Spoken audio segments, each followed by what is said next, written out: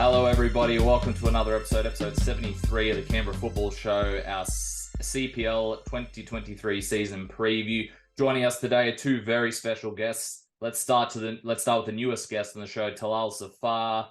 Talal, thank you so much for joining us. Talal will be a contributor this season. So, Talal, thank you so much for joining us, and we're very happy to have you on. Hi, Matt. Hi, guys. It's really a pleasure to join you. I've been watching all the good work that you guys have been doing for past season or so, and it's really a pleasure to be part of this team. Thank you for having me. Thanks, Talal. It's a pleasure to have you, and it's also a pleasure to welcome back our CPL expert, Chris Webb. Webby, how's it going today? A new season and a classic retro Newcastle shirt there as you just getting it on the camera. You have to get in there. Yeah, good guys. How you guys doing? It's great to be back. It's great for football to be back. I think we all missed it.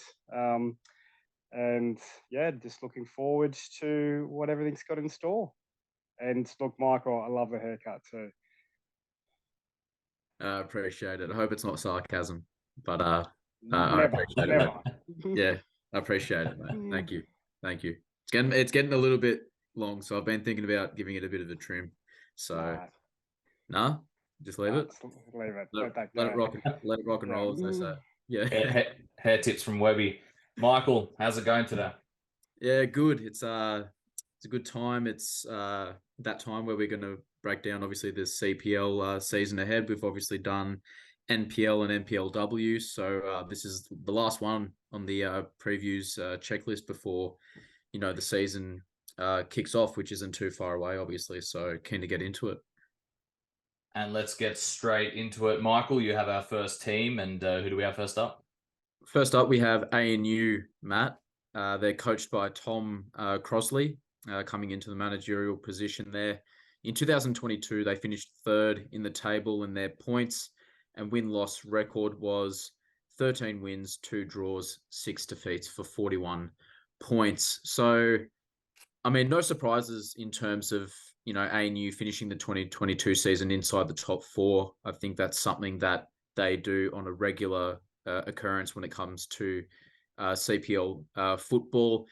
But sort of on the other side of that, despite, obviously the successes that they were able to have in 2022, they proved to be a little bit slightly off the pace when it came to that battle for a promotion against the eventual premiers and grand final winners, Tuggeranong and Queanbeyan City, who we'll get into a little bit later in the show.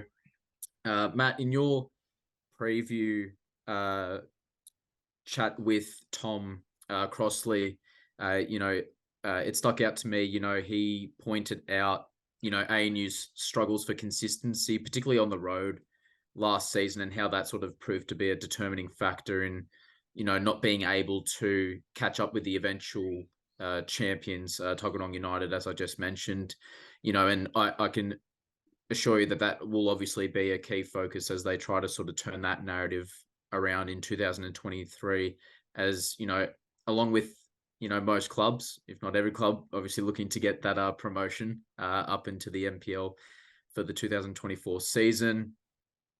We know that Tom is looking to keep progressing the club forward, and he was obviously very complimentary of Talal's impact on the club as well.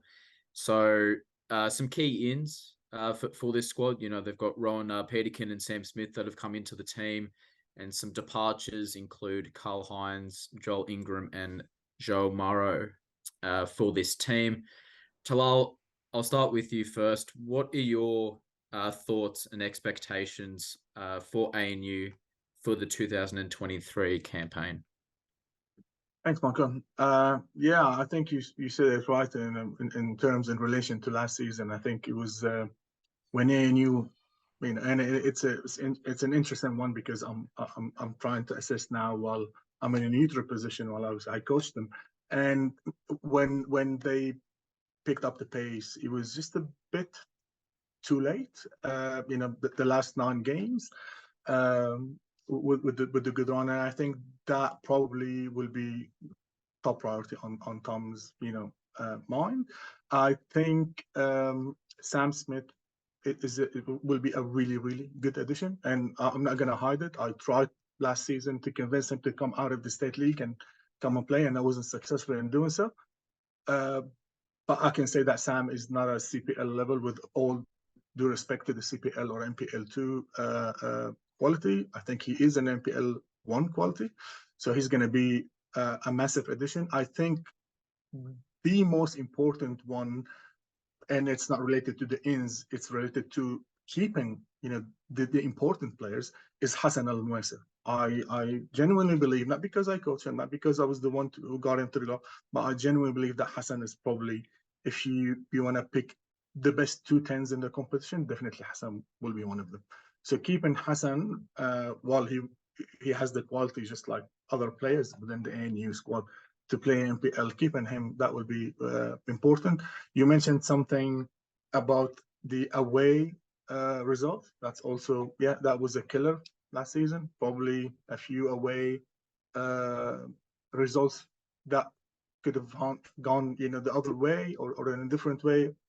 But that's another important point. But all in all, I think ANU has an excellent environment that can attract, and this is very, very difficult to be in an MPL2 for such a long time and have that environment that can attract very, very high quality players that can go to any MPL1 club and play. And I can name few, but I won't, just out of respect to the others that I won't mention. But there will be 3 or 4 players minimum that can play at any MPL1 club in Canberra without a problem. So that environment and that culture is very important, and I think that will continue. And I think Tom, with his experience and knowledge of the game and past, experiences, whether in Australia or outside Australia, will be a really good addition. And I think there will be definitely this season trying to be a serious title contender to promote. Absolutely. I'm definitely expecting a bit of a bounce back for ANU, as you sort of touched on there. Talal, Webby, what are your expectations for ANU heading into the new campaign? Obviously, a strong theme so far that we've drawn on has been, around sort of them hitting stride a little bit too little, too late. But what are your sort of thoughts on what they can achieve for the 2023 season? We know they're solid and as consistent as ever when it comes to the top 4 picture. Yeah, I think you guys know, look, every year I always have ANU as one of the 2, 3 top favourites. And this year is no different. Talal kind of touched on it there. Their retention rate is just unbelievable. If you go through any MPL or CPL club, no one would have a retention rate anywhere near that. I think you named 3 players. I think that is literally the only 3 players they've lost out of a squad of 20 odd, and have only brought in 2 or 3. It's and most of that's been promotion from State League 1, and it's amazing, and it's that consistency that will serve them really well. Everything Talal said, I 100% agree with. You touched on it all. They left that run a little bit too late. When they played Tuggeranong, they more than competed with Tuggeranong. They really showed that they were on an equal level. Tuggeranong just had that consistency through the season. And if you want to win the league, you can't have a dry spell. That's what it is. And we'll touch on them, but I don't think Belconnen will give up too many points either. So if you want to win it, you're going to have to stay with them from the very start. Sam Smith is a massive, massive pickup for them. If he can stay fit, he hasn't got the greatest record. So if they can get him fit, and I don't even think he's fully fit right this second, he adds so much to their front line, which is already a fantastic front line. Again, fully agree with Talal. Hassan at that 10 role is it's crucial for them being creative. They got guys like Max, Model, and Rory up top, but they need that guy who can just play those piercing passes through. Where I think the big challenge for Tom is, and I'm sure Talal's probably found that as well, is who to sit in that defensive midfield role versus who to sit in the actual centre back role. If they had 4 Monty Graces, it would have been perfect because they'd just play him 4 times. But there's only one Monty. He's a fantastic player, but it's really about, do they play him at centre back and actually lose a little bit in the midfield, or do they play him in midfield and then go, now we do not look as solid at the back? And there's a whole bunch of guys who kind of fit in that. Nelson Carey, I think, who's kind of come back in as another fantastic player, very similar player who can play centre back, he can play midfield. So Tom's just got, it's a funny thing to go. It's not like he has no options. He's got a lot of options, and it's getting that puzzle piece right, which could really come into play, I think. Hit the nail on the head there, Webby. I completely agree with sort of what you've said there. And it's certainly going to be interesting to see if Belconnen, being the club that are coming down, are going to have that similar impact that Tuggeranong had, where they're going to give off the impression that other clubs can't afford to go through a dry spell. So we'll definitely see what happens. But nevertheless, we'll move on, Matt, to our next club. And our next club is the club you guys mentioned there, Belconnen United, coached by Steve Forshaw. Their 2022 position was 8th in MPL, so they were, of course, relegated to the CPL. Their points and win-loss record last year was 4 wins, 4 draws, 13 losses, 16 points overall. Belco have endured naturally quite the shift after that relegation from MPL. Lots of reshuffling from last season, lots of departures, lots of ins, lots of outs. We've sort of seen a bit of a sneak peek of what to expect from Belco in the Oz Cup qualifying with victories over Queanbeyan and the Brindies. I was about to say Belconnen will no doubt want to aim for promotion, and if you saw my interview with Steve Forshaw, literally the first thing he said was, "Oh, very good, Matt. Thanks for having me on, and I'm just thinking about how to get Belco promoted." So So I think there's no doubting that Belco will want to immediately go back up. Will they? That will be, of course, the question. They've obviously brought in a very experienced coach in Steve Forshaw that has had success in Canberra football. They have sort of a blueprint that Tuggeranong showed that can happen, and sort of how Webby referred to as well. It's one of those things where if they can try and aim to get off to a great start, whoever does that, it'll be interesting to see how that goes. But regardless, it'll be very interesting to see how Belconnen goes this year. They've looked good in FFA Cup qualifying, so we'll see if they can keep that up to start the season. Some ins, we have David McCarron from coming over from Olympic. Taylor Beaton returns to the club after not playing last season, and Lachlan Brown, the goalkeeper from 23's Tigers last season, which was also coached by Steve Forshaw. And some outs, some big outs here: Max Green, Isaac Clements, and Christian Crescus, just to name a few. Webby, you've obviously been around the Canberra football scene for a long time. We mentioned on the show last year when we found out Belco were getting relegated, that it was if we said that to you a couple of years ago, you'd be like, what? Belco have been relegated, but they're there now, so it's all about sort of trying to make the most of it. What do you make of Belconnen at the moment? What do you make of the players they've brought in? What do you make of Steve Forshaw and the way he's setting up the team from what you've seen so far in the Oz Cup qualifying? Yeah, look, it's a very interesting position that they're in, and I'm sure Steve will be angry at me for saying this, but I think when he first kind of dabbled his feet in this league, he was a little bit naive to the level and what to expect. And when he took over at White Eagles, this is someone who's come from winning countless trophies at the first grade level, Belconnen, over the years.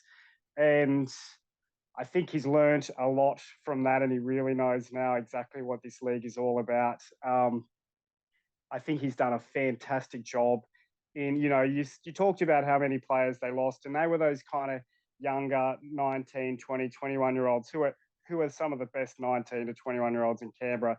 Of course, those guys are eager to stay and play in the top competition.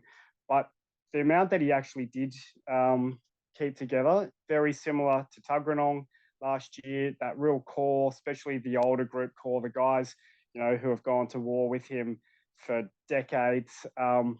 He's really kept those guys together, and bringing in Taylor Beaton back into that, one of the best centre midfielders Canberra's had in the last probably 20 years. you build a team around Dustin Wells, and look, I know Dustin's, I think he hit 40 sometime this year, but Dustin's probably the top 3 players Canberra's produced in the last 20, 30 years. A-League experience. You could build a team around Dustin, and even at this level, he will be able to cause a lot of damage in this competition. I've really, really impressed watching. I've watched both their Oz Cup games. I think the level that they were playing at reminds me a lot of Tuggeranong. The speed, how organised they are. They had close games against Queanbeyan and Brindabella, but I honestly felt that they were the stronger side in both games and deserved to win. They really looked impressive. The young guys that have come through from the Belconnen 20s, 23s haven't skipped a beat. They really fit in straight away. And to me, I think that this is the team to beat in the competition. Talal, do you have anything to add to what Webby just said there about Belconnen this season? Yeah, I totally agree with Webby on that. With all the experience and the massive experience that Steve has, and we all know it. He doesn't need us to promote him. It's going to be really interesting to watch how he will adapt to this league, which is a different league, than the NPL. And with all the experienced players who are really, really quality, who don't want to be in the NPL because they don't want to train more, and because their life, personal life matters more, and so on and so forth. It's going to be a really interesting one to see. But again, Dustin is keeping Steve, being able to keep him, even though it's you can call it seperate now, going down to the second division, keeping him there, that's gonna be massive. Because I'll tell you what, and this is a quick one. In 2014, when I arrived to this country, I was keeping a close eye on football, obviously, as you would expect me to. And Dustin and Rob Katanak, I said, oh my God, these two players, I couldn't even, especially Dustin, I couldn't even believe that he's playing at this level. Watch, he's just, what a player. So keeping him is going to be a massive one. I also really like this new youngster, probably not new, but the youngster Livermore, like his first name is Tyson. I think he's going to play a crucial role, 100%. And I also think one of the outs, even though he's a youngster, even though the name isn't yet like a huge star in Canberra, but Riley Brown, who plays a really, really a good 6. I know Riley because I coached him 6 years ago when he was really, really young. And he's one of the quality 6s in the Canberra football landscape. So but I think again, I agree. I think Belconnen will be. If you are within this league this season, it's, can you beat Belconnen at the beginning? Can you not beat them? Can you beat ahead of them? And if they repeat what Tuggeranong did, just being ahead of, it's going to be just one more of the team that is coming from NPL 1 is going to go back. So it's going to be really interesting to watch. It certainly will be interesting. Michael, who do we have next up? A team that impressed a lot last season. Certainly did, Matt. They impressed a lot of people, myself included, and I'm sure everyone sort of that paid close attention in the Canberra community in terms of football. It was the Brindabella Blues, coached by Ray Jr. They finished 4th last term. Their points win-loss record was 9 wins, 4 draws, and 8 losses for 31 total points. And obviously, last season, they were the CPL Grand Final runners-up in that cracking match against Tuggeranong United, which we had obviously briefly spoke about in our NPL preview episode, Matt. And you sort of hit the nail on the head sort of straight away with your introduction, Matt. It was a successful campaign for the Brindies, and they'll look to use that obviously as a springboard to achieve even more this season. And we know the sort of impact Ray Jr.'s had on this squad and just the club in general. We know sort of his huge involvement and affiliation with Brindabella Blues. It's well documented, and you can really sense sort of how much he loves that club, and you could sort of see that being reflected out on the pitch, because they had numerous displays where they sort of certainly impressed in a competition last season that was obviously dominated by the brilliance of Tuggeranong United. And, you know, I sort of touched on lastly there that they were the CPL Grand Finals runners up. You know, they were very close. You know, they're on the cusp of, you know, potentially, you know, getting to a shootout to potentially put a hand on the trophy. But had it not been for that, you know, crazy piece of individual brilliance from Adam Furch, you know, which ultimately settled the game there. One of the craziest grand finals, most definitely, which is obviously what we talked about a little bit in depth on the MPL preview episode. So, I mean, I'm expecting a lot from the Brindabella Blues for this upcoming season. They definitely had a lot of positive signs last season that they can take into 2023. So some key ins for them, Nico Blazovic, Alir Dang, and Emmanuel Ezenwa. And some outs for this squad, you've got Jack Majorbanks, Jordan Host, and Jacob Leonard, just to name a few that have left the Brindabella Blues ahead of the 2023 campaign. Talal, I touched on it there. They sort of they managed to get themselves into the top four. They managed to sort of just sneak themselves in there, and they obviously had a fantastic finals run. I don't think many people would have maybe predicted them to make the CPL Grand Final, but they did, and they thoroughly deserved it with sort of the effort that they put in when it came time to finals. But what are you expecting for them this time around on the back of the confidence that they built last season? I think last season Brindabella was a super pleasant surprise in the league. I remember very well playing them, you know, the first time when I was with ANU, and then the second round and third round are completely different. So I think you touch on Bray and his expertise and his influence, and that has been massive, absolutely massive, and even more so because it's such a young team.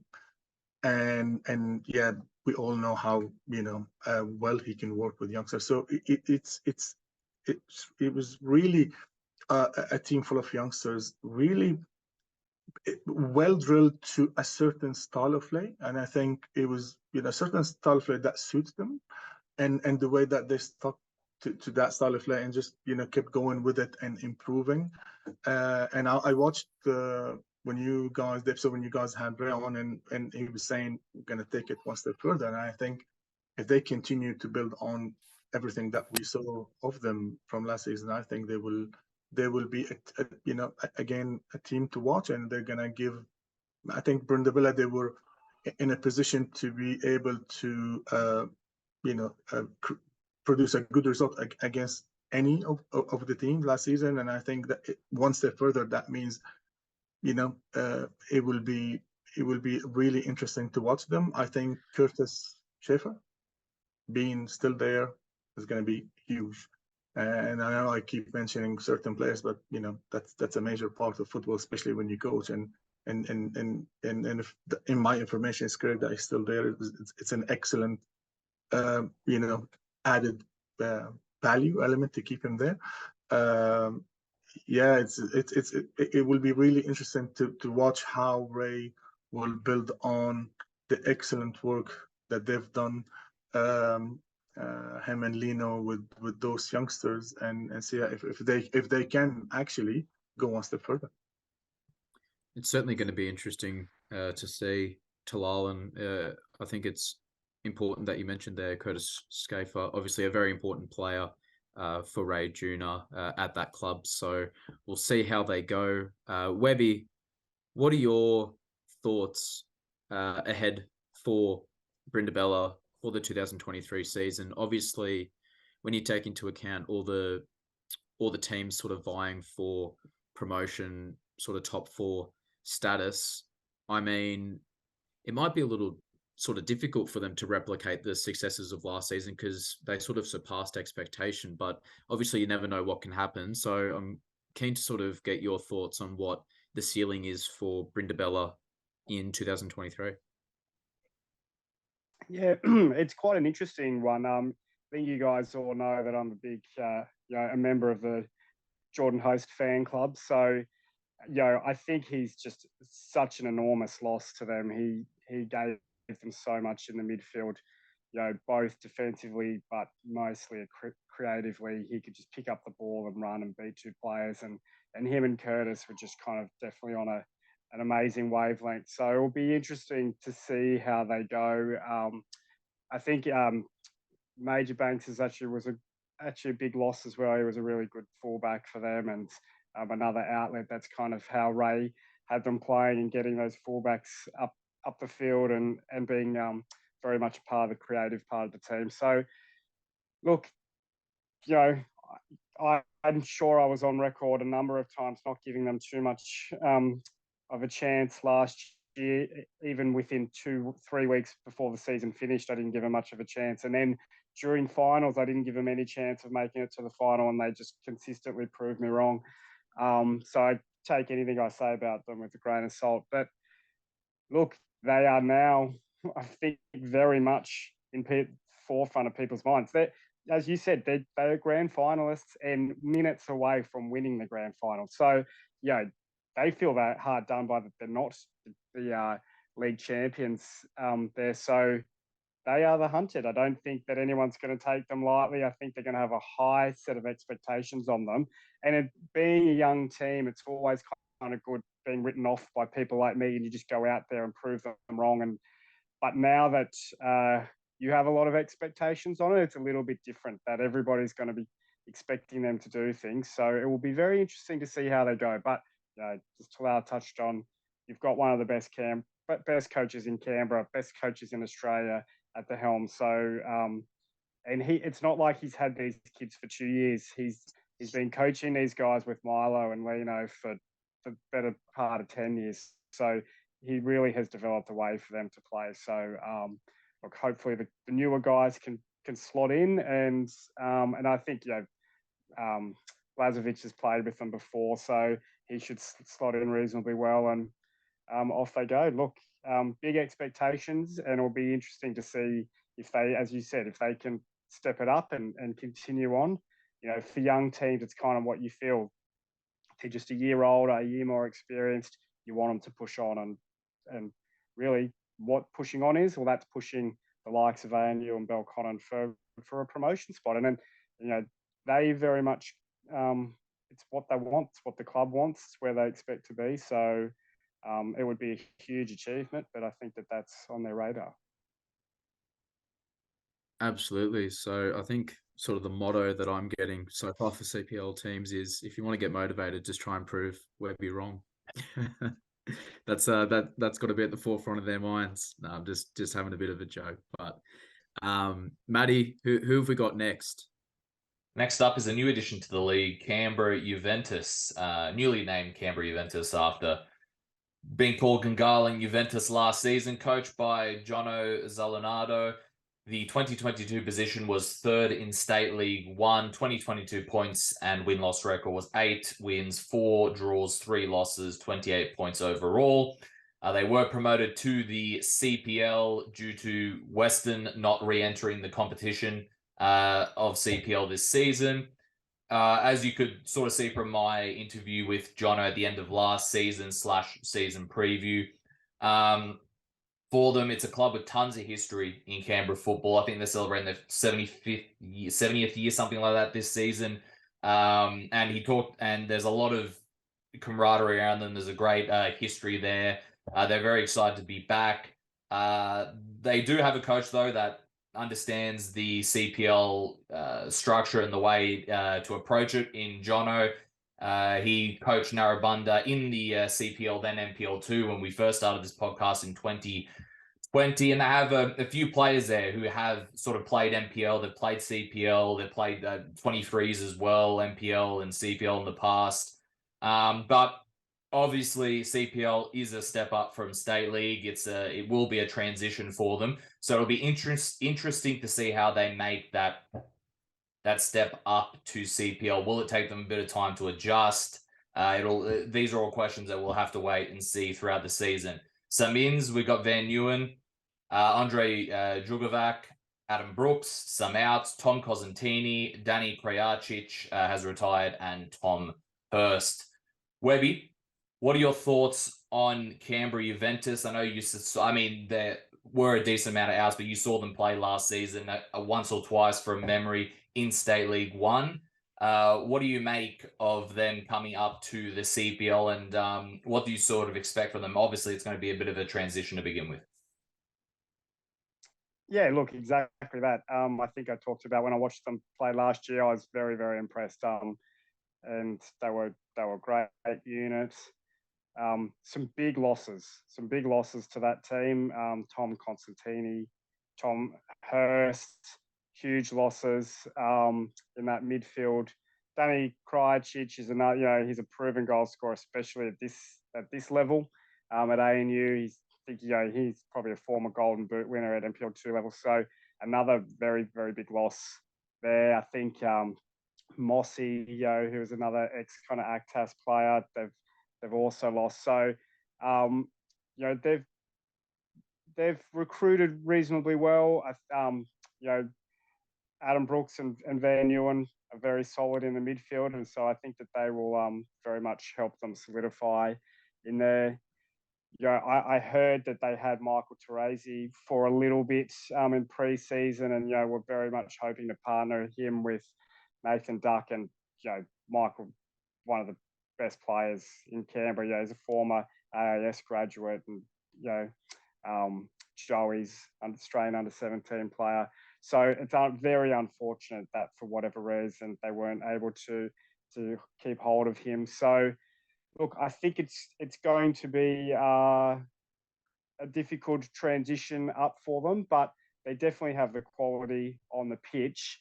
And I think really their goal is just to stay in the league. And look, if it was me, that would be my goal. And I think that's where they'll be aiming.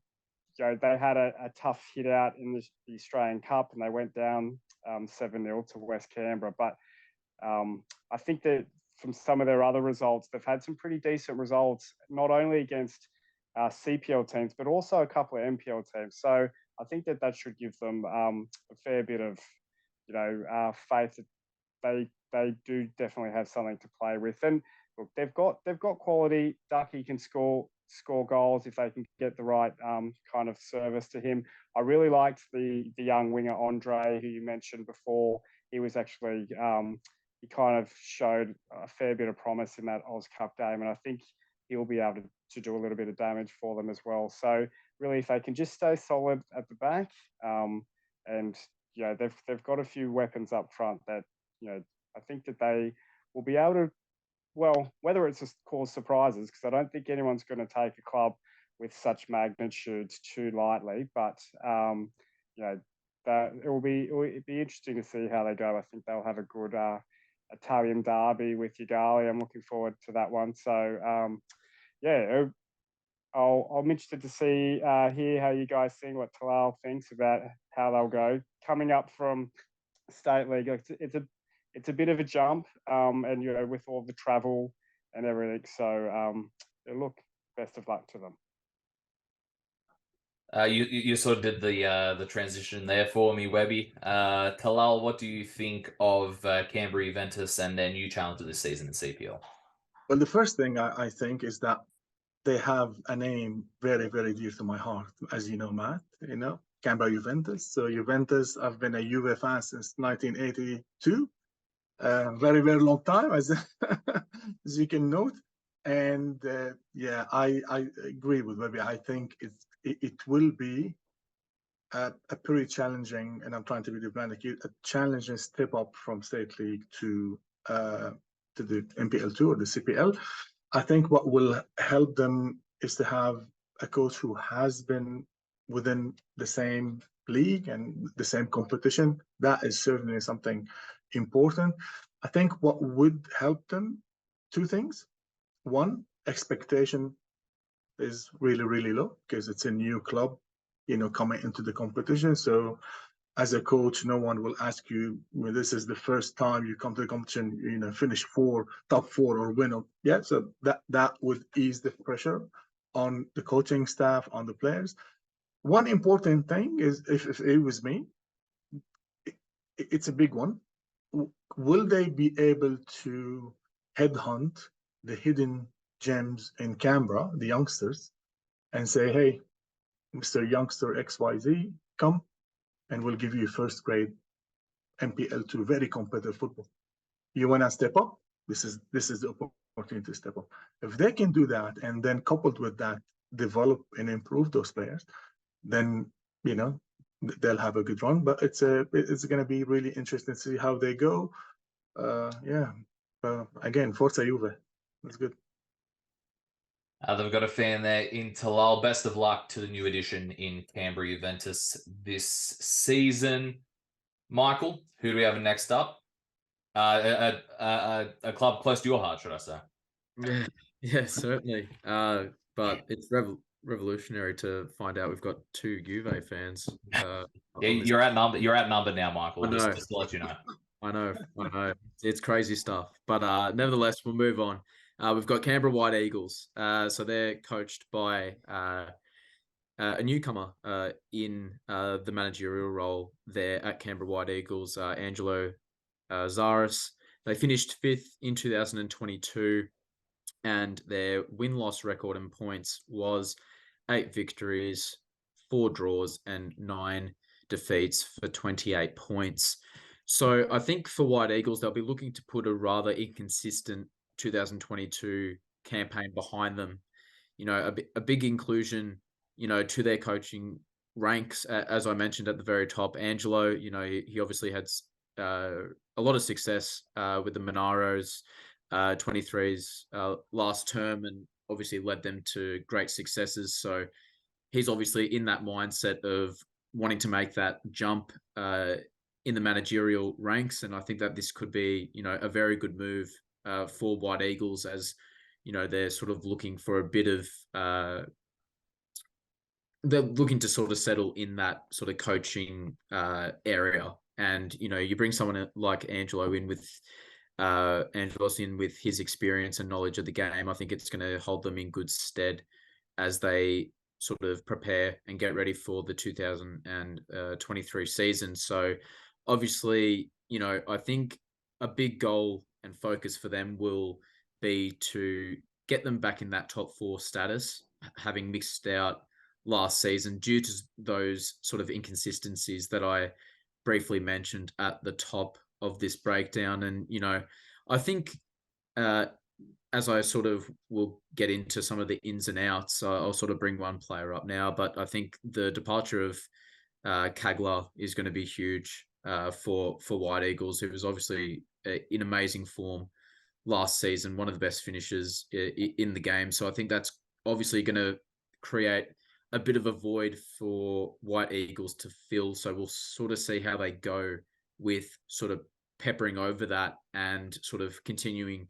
to move forward. So some of their additions, you've got Tony Angelkowski, Christopher McEwen, and Tom Olsen that have come into the team, and players that have left the club. You've got, as I mentioned, Kagler, Asikia, and Aaron Cashman.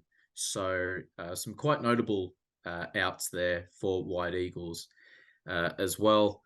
Talal, I'll come to you first. What are you expecting from White Eagles? Obviously, they'll be a little bit hurt that they weren't able to really put forward a good run to get them in the conversation to promotion last season. So what can we expect from them this season? And obviously I touched on the departure there of Kagler, so it'll be interesting to sort of see how they bounce back from that loss too.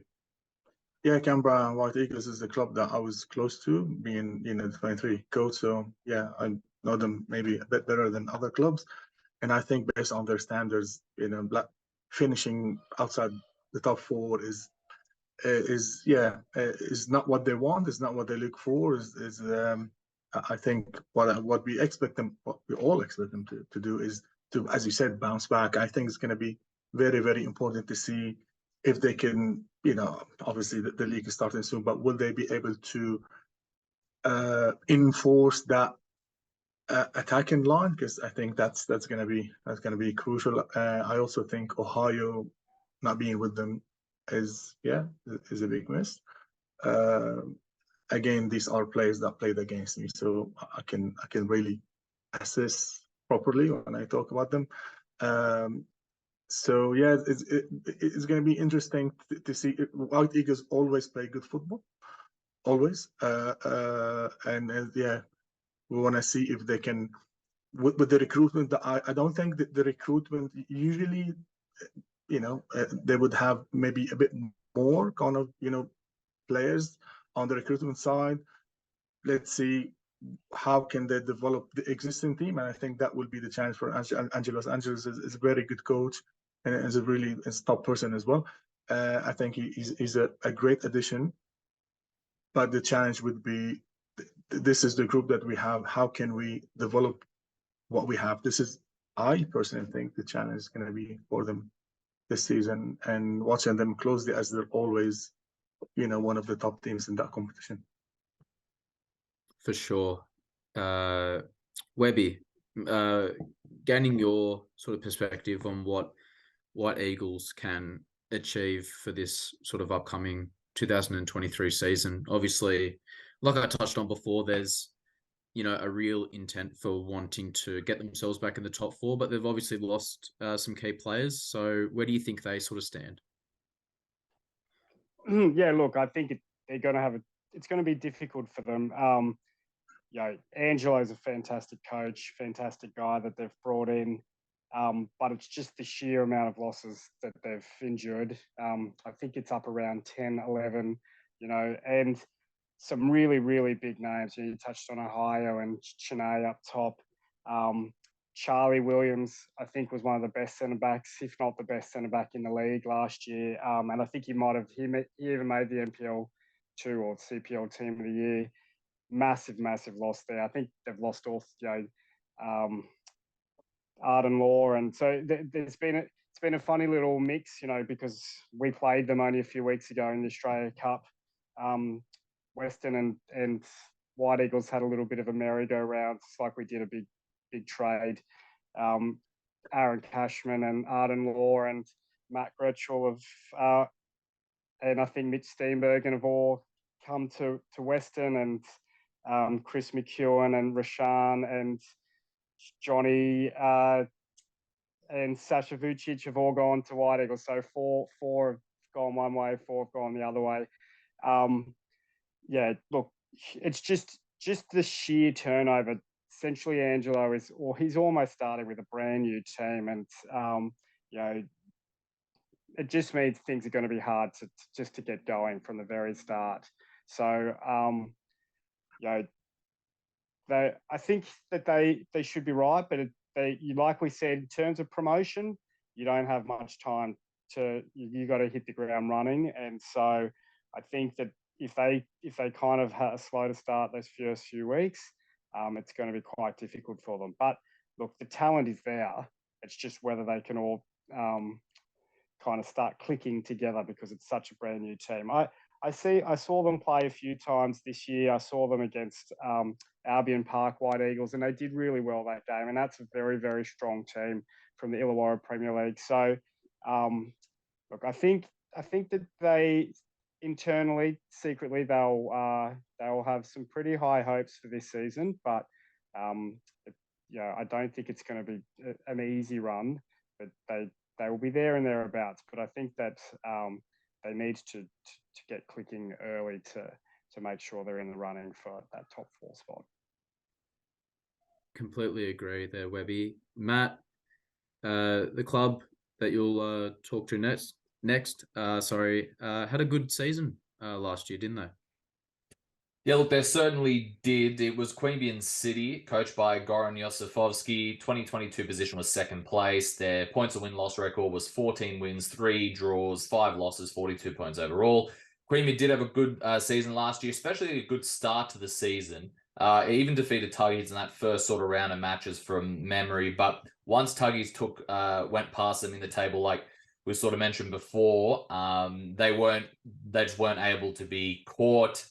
They've been able to retain a good amount of their core players, including their new signings that they got midway through last year from the MPL in Piccolo and Trajkovski. They only played a month or so before they had went overseas for a bit, but being able to bring them back, I think, is key because they're obviously quality players, along with the quality that we're about to mention that they're going to bring in, and also the quality that they have there already. So it'll be interesting to see how they go. Queanbeyan, of course, very ambitious club. We all know their aim for the last couple of years has been to gain that promotion. It'll be interesting to see how they go this year. Obviously, they played Belco. Let's not forget they also had a very, very good half against Belco. Could have went up, could have extended their lead as well in the first half. So they definitely held their own in that matchup. Belco came out the better of the two sides in the end, but I'm intrigued to see especially those two play each other this season and see how that goes, and including their first match of the round against Brindabella. It seems like they always play each other first up. Those are always very entertaining encounters. So it's going to be interesting to see how they go this season. Some of the ins they've brought in: Gabriel Ayoul from O'Connor Knights, Nico Abbott, and Christian Juna. Some outs: Mohammed Halawani, Tony Angelkowski, and Tom Olsen. Talal, I'll go to you. Queanbeyan City, what do you make of them this season? We've lost Webby. We'll bring him back, I'm sure, soon. What do you make of them this season? There's some quality signings. They've obviously had quality in the squad for quite a long time, and they're a very ambitious club. Yeah, Queanbeyan City is a really, really quality team. I really enjoyed the battles last season with Goran, the battles, the football battles. Great guy on and off the pitch, really good coach, excellent player when he played. They mostly play 3 in the back. This is something appealing to me when I watch. And I think, yeah, as you said, Matt, definitely one thing on everyone's head over there is to promote. I mean, whether they say it or not, it is promotion. It's also a club that has a good pool of sponsors. They, financially, they're in a better position. It's not a secret. Everyone knows they're in a better position than other clubs, even though they compete in the CPL. So with that comes expectations by the board, and that would put pressure usually on coaches. I think Goran is in a really good position to build on a really good season last season. I think Nico Abbott definitely 100% will play a role. And again, will he be fit enough for the length of the season? That's a big question. But if he is, I think he's going to be very, very, very important player for them, because he's been there, he's done it at MPL level. He has a very good relationship with the coach, with Goran. I know that for sure from Nico himself. So that's going to be huge.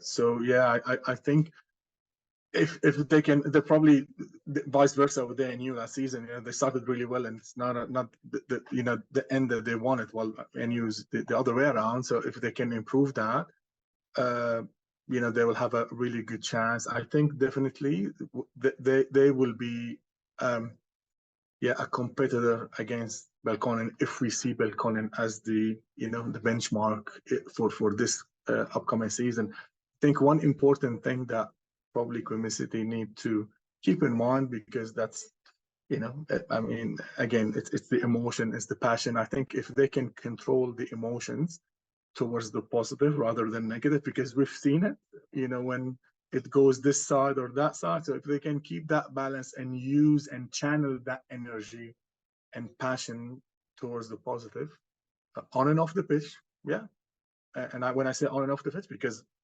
I played against them. So if they can channel that emotion, passion, and energy, which is amazing to see and watch, they can channel towards the positive, I think they will, they will have a really good chance in promotion this season. Next up, we have the Wagga City Wanderers, coached by Ross Morgan. They finished 6th in 2022. Their win-loss record and points total was 9 wins, 1 draw, 11 defeats for 28 points. So obviously, sort of going off by that win-loss record, they actually didn't have too bad of a season, Wagga, when, you consider that most of the attention and focus is on some of the other clubs in this competition. They sort of went about their business quietly, as they do. And, they managed to pull off 9 wins. Not saying that that's anything spectacular or like I didn't expect them to do it, but it goes to show that they had a very decent season, and there'll be no doubt sort of wanting to use that as a linchpin to go further and do better in 2023. Obviously, Ross Morgan joins as coach. You know, this is someone that has coached the Wanderers in the past, and, you know, was also coach of the Riverina Rhinos when they were in the NPL. So he brings a ton of experience to the role. And I think it's crucial for Wagga to have someone in that managerial position that sort of knows the club inside and out. And he'll no doubt bring an immense amount of experience as they look to have an improved 2023 campaign. You know, they've made sure to be active in terms of adding players to their squad to change, you know, the story around what they can achieve for this upcoming season. So they've been very active in the transfer sort of business, if you want to call it that. You know, they've made some great additions in Thierry, Tyler Allen, and Nick Forsworth. And some of their departures include Waban Ibrahim, Jacob Ochang, and Adam Stevens. Talal, we know that when we sort of break these clubs down, you've had a little bit of experience in terms of getting to gauge what these different clubs are about and what they do, having been in the position you're in last season coaching in the CPL. Now that you sort of aren't in that environment anymore, what are you expecting from Wagga City coming into the 2023 season? Like I touched on, they had a little bit of success here and there with the victories that they were able to pick up, and they proved to be a tough team, you know, on a good day to beat and defeat. So what are you expecting for them heading into the 2023 season? Yeah, I think one important aspect would be the away games, right? So last season, I found them really, really difficult to beat at home when they play at their home grounds. So whether will they be able to build on that and have the away form similar to the home form? At some point, they looked like a team that was going to be in top four. And as you said, you know, that it's not surprising or anything, but then they finished just a bit outside of that top four. And I think this season they will be definitely having their eye on that target that they missed out on. I found them a team that also they have a bit of a style that suits them. One of the things that they did well, I thought, you know, are not going to get too technical and tactical, with third man runs. One of the teams that really do that really well. And yeah, difficult to beat at home. The away games, what sort of Wagga we will see? Is it the same or different? And that will have a huge impact, I think, on how they will finish the season. But definitely an interesting club/team to watch. They certainly will be. Matt, do you want to get into introducing our last club here on the preview? Next up is Yoogali, new coach this season by Darren Bailey. Their 2022 position was 7th place. Their points and win-loss record was 5 wins, 3 draws, 13 losses, 18 points overall. Yeah, one of the biggest stories in terms of Yoogali is obviously the return of Darren Bailey. Obviously won the NPL Grand Final last year with Monaro Panthers, brings a wealth of experience to the squad, makes his return to Griffith. Comes in as a player coach as well, which we have seen in CPL before. So it'll be interesting to see how that sort of transpires at Yoogali. Yoogali will be looking to bounce back from their 7th place finish last year.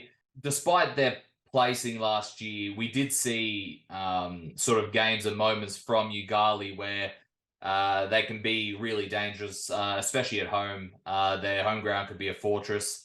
And I guess for them is sort of just trying to find the consistency that they weren't sort of able to find last year. And I'm sure they'll be looking to sort of prove people wrong and sort of bounce back in 2023. Talal, what are your thoughts on Yoogali? You obviously coached against them last year. What do you make of Yoogali now? What do you make of the the addition of Darren Bailey as a player coach? Yeah, well, Yoogali, I found them always a team, always willing and aiming to play good football. Whatever the result is, when we played them, they always continued with that style of wanting to play the ball on the ground and play that style of football while you really keep the ball in a positive way. Obviously, Darren Bailey, that's going to be huge. Absolutely. It's a huge addition. I'm not really a big fan of a coach player. I think he will be very, very different for them if he would be with his expertise, knowledge, and experience to be just coaching. But that's just my own personal view. I think it will be completely different. It's a club that also relies on recruitment, and they had that history of being able to attract players from outside.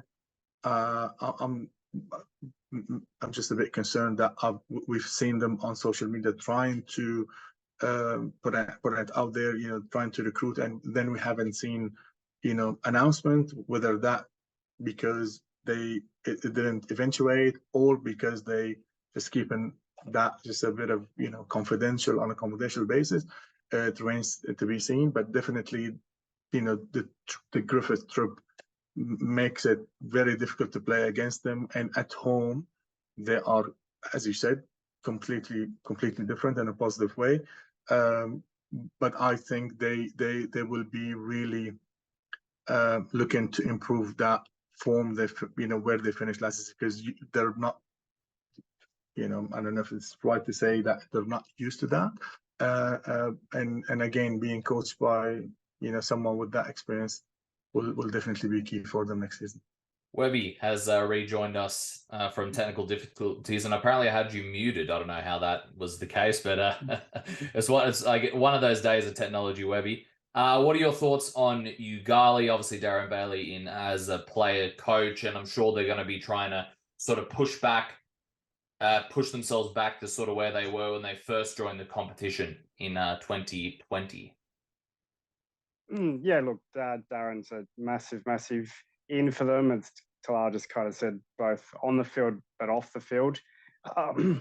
Look, I think for someone with such talent, coming off winning a grand final, being so instrumental in what a treble-winning team at Monero, it'd be pretty hard for him to stay on the sidelines. I think that he really does add something on the field as well. Joe Priest in there is another massive. He played last year, but if they can get a lot more games out of him, and then you throw in about 7 or 8 Donadels, and it's a pretty handy team. I watched them again. Look, it was against the State League 2 side in Yarraby, but they looked quite good in that game. They knocked the ball around really well, and then I watched a little bit of their game against ANU, and even though they went down, I think it ended up 4-0 in the end. They actually controlled a lot of that game, and again looked reasonably good in that game too. So, as we talk about it every year, and Talal just touched on it, numbers is always a big thing for them. And just in terms of, I felt this last year at Western and CPL, if you lose a few early, things become really difficult. And when you're traveling to Canberra every second week, it is hard. And it just shows the amazing commitment of those guys. But they just need the numbers to be able to manage those two squads. They've got the talent there. Their 23s team, they absolutely had a blinder of the back end of the season last year. And those young guys are only getting better and better. So, chuck them into the first grade with a few of those senior heads who are still there. Look, I think that they should be able to start pushing up. They would be very disappointed with how they went last year. It's definitely not what they expected or what they wanted. And again, something similar to what just Talal touched on. They've always been reliant for not only the last few years, but the last 20, 30, 40 years that these guys have existed. Well, actually, they've existed even longer than that, but kind of playing in and out of Canberra. They've always had some amazing overseas recruits, and they've added a whole lot to that team. So, it will be interesting to know whether they do pick up and fill up those 2 visa spots, and if they can fill them up with top quality, it adds so much to the team. But again, it's just something I'm not sure whether they've been able to do that or not. But look, I think that they're just a strong team. As you guys point out, they are very difficult at home. It's hard to make that big trip out over to them and play. And they're just so used to that travel back to Canberra now that they're stalwarts in that way. So very much, it's very hard to know what you're going to get with them. They're a team that actually took the competition by storm. That disrupted COVID year, and so they've probably never reached those heights since. But it's definitely what they'll be aiming for. And look, apologies again for falling out. I had some of the most insightful things to say about Queanbeyan Wagga, but look, you're never going to hear them. So sorry about that. No, that's all good. While you are here, Webby, before we sort of wrap it up, what are your quick thoughts on Queanbeyan and Wagga, since they were the two you ended up missing out on? Look, I think Queanbeyan are going to be a very, very strong team. They lost some quality, but the quality that they've brought in is absolutely top notch. They've got some really serious firepower in that team now with Nico Abbott. Abby Delahi, one of these trophies up here is actually his from being a player of one of my 23s teams a few years ago. I need to give that to him eventually. Michael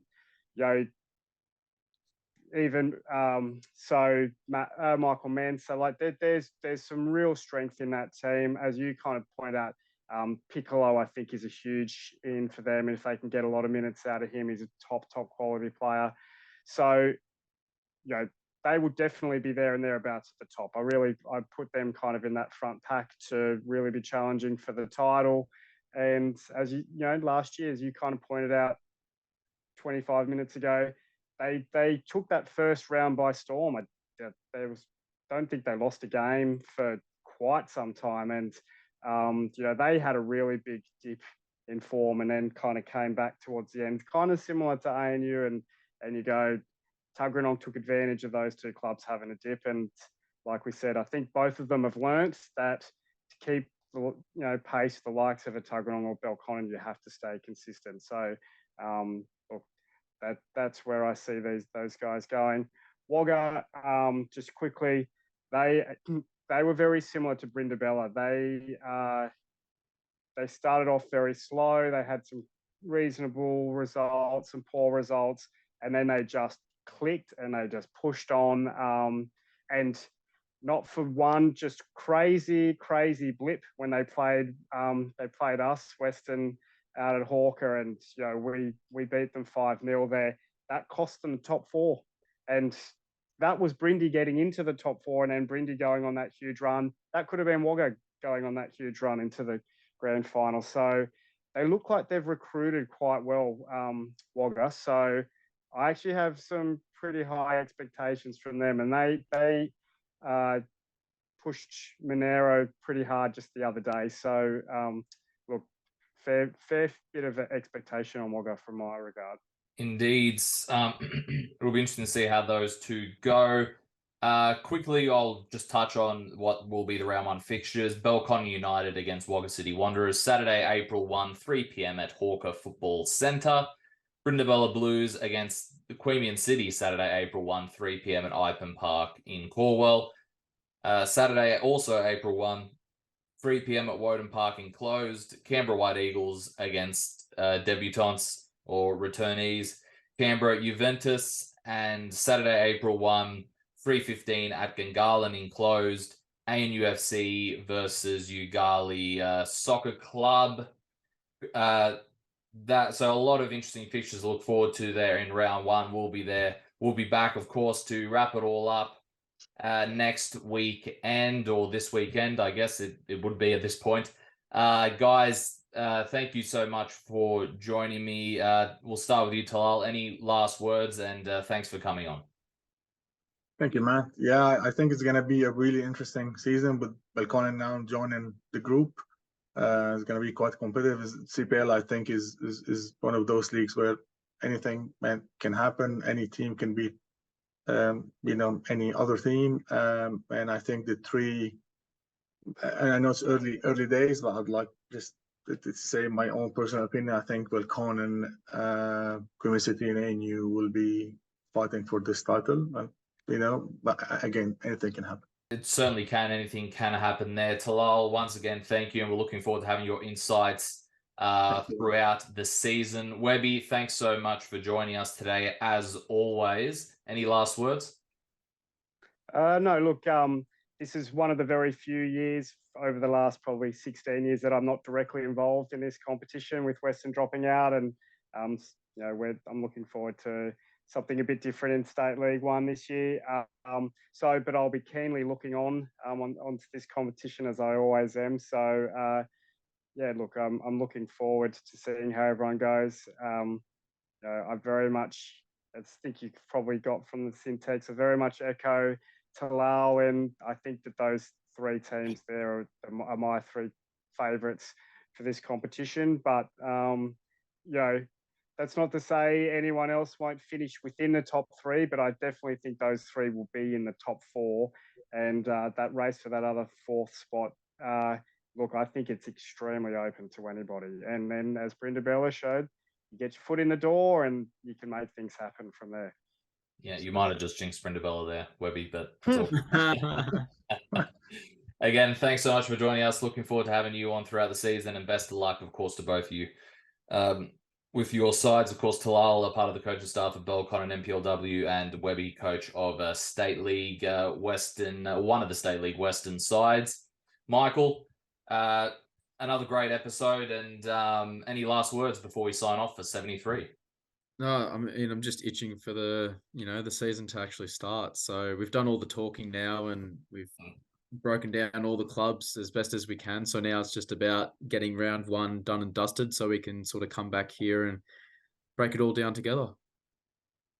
We certainly will.